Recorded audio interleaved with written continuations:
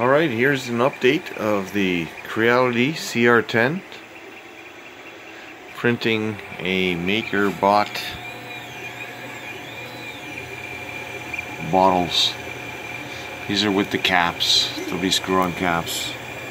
So far it's been printing nice. You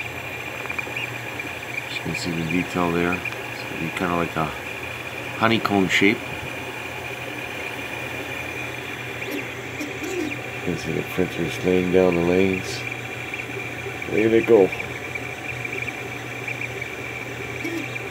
I'm printing 3 bottles at once. Kind of easier that way, faster. Get it all done. It's going to be a long print. It's about a third of the way, a little bit over, almost halfway.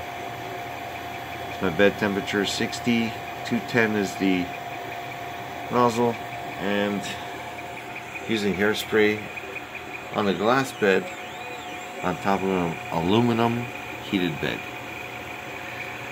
Look at that. So nice.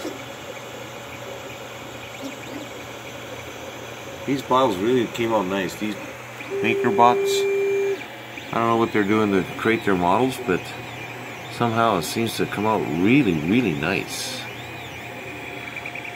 So once it finishes, I'll post another video. Talk to you later.